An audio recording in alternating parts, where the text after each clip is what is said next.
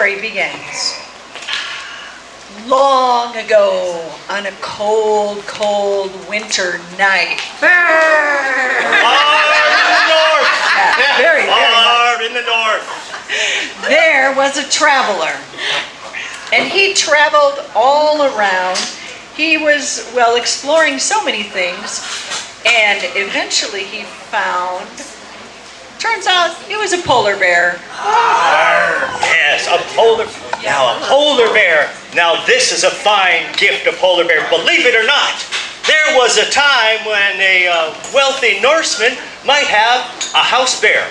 Yes, they would keep bears as pets. It was so common they had to have laws to tell if your bear breaks loose and tears something up, how much you got to pay. So it was a thing. But the most wonderful thing to have was a polar bear, a bear of all white. And I shall take that bear of all white to the king.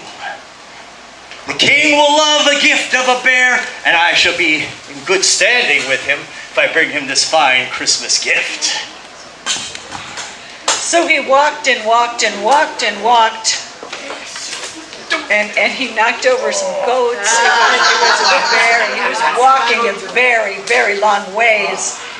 And at last it was Christmas Eve, and he had not yet reached the castle to go to the king. But he saw a man working outside, and he stopped to ask for some help. Good sir, good sir. Oh, I am so glad to come across you and your fine farm here. I am bringing a gift to the king, and I'm still 2 days' travel. The snow is bound. I was hoping that perhaps I could stay at your home for a night or two until the snow subsides and I continue on. Are you crazy? Nobody can stay tonight. Don't you realize it is Christmas Eve? You can't stay here on Christmas Eve. Everybody knows the horrors that happen on Christmas Eve. Well, yes, of course it's Christmas. That's why I'm bringing a gift to the king. But what in the world could possibly be so dangerous at this beautiful little farm? Well, you should know, every year for the last 100 years, a group of trolls would come to our home, come for the Christmas feast and rip it apart. Oh, my family and I, we're packing up right now. We're going to put some food out, but we're headed up to the hills because nobody can survive the trolls. I don't think you understand. I have a bear with me. Trolls don't scare me. I know that your family are leaving, but I would be happy if you would just let me sleep in your home for the night. I'm not worried about the trolls, and I'll be gone in the morning. Everything will be fine if I could just rest, because the snow is so deep, the drifts are... could I stay at your farm? Well, do not say I did not warn you. But if you wish, there's the start of a Christmas feast inside on the table, but we have got to leave. They will be arriving soon.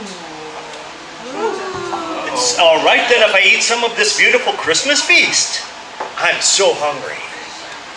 Whatever you want to do, we're out of here. All right, well, the farmer and his family, Farmer Holder and his family, they took off because they knew the trolls were coming. I don't know if you've seen trolls. They're very ugly. Got big yellow teeth, and long hair that looks like a bundle of sticks. They're not pleasant creatures. So the hunter, he come into the house and he saw the beautiful feast and he ate some of the delicious food and he brought his bear in. It's a very cold, cold house, and his bear crawled underneath the stove in the kitchen. This was back when stoves were on legs and you could crawl. So the bear crawled under the stove to sleep, and the adventurer, the hunter, he decided, well, I'm not terrified of trolls, but I should be safe. I should be safe. I'll go sleep in the closet. When any trolls come in, I'll be in the closet. They won't even know I'm there. He went in, found himself in the closet, closed the door, and went to sleep. Good.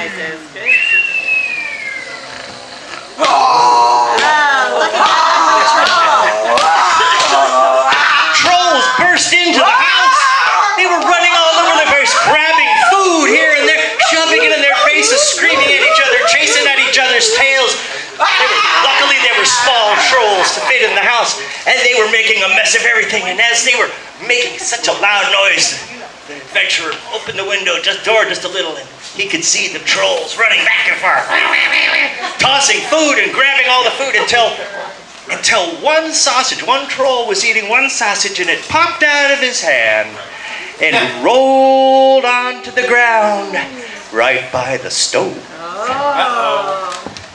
And he looked over and he saw a little white paw sticking out. And he went over and said, watch this. Here, pussy, pussy, pussy. Come on, pussy, pussy, pussy.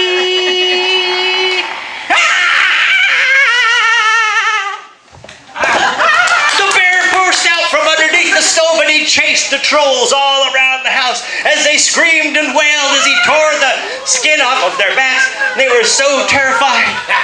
The bear finally chased all of the trolls out of the house. They were terrified of the beast.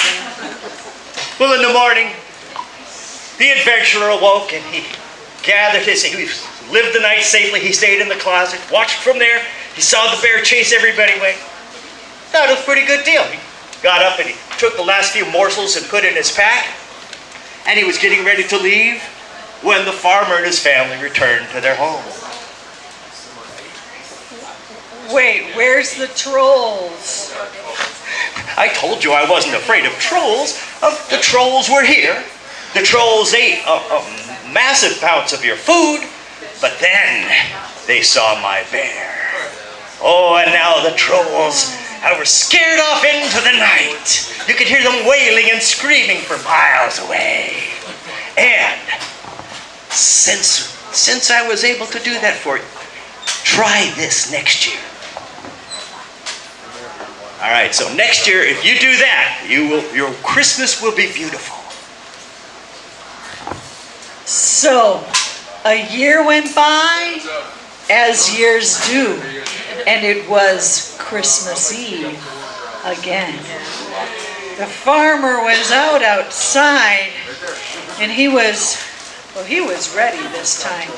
And before he knew it, as he was getting his things ready, he heard a call. Farmer Holder! Farmer Holder, can you hear us? I think everyone can hear you. That's right. Well, Merry Christmas. Good evening, Mr. Troll. Yes, we're back to enjoy your fine Christmas dinner. But, we've been talking amongst ourselves, and we just want to know. What do you want to know? Do you still have that big white cat? Oh, that white cat. Yeah, the big white cat. Do you still have the big white cat? Why, yes, and as a matter of fact, we were really blessed. That cat had 8 more kittens this fall. And they said from that night on, those trolls disappeared, and they were never again to appear at that house on Christmas Eve.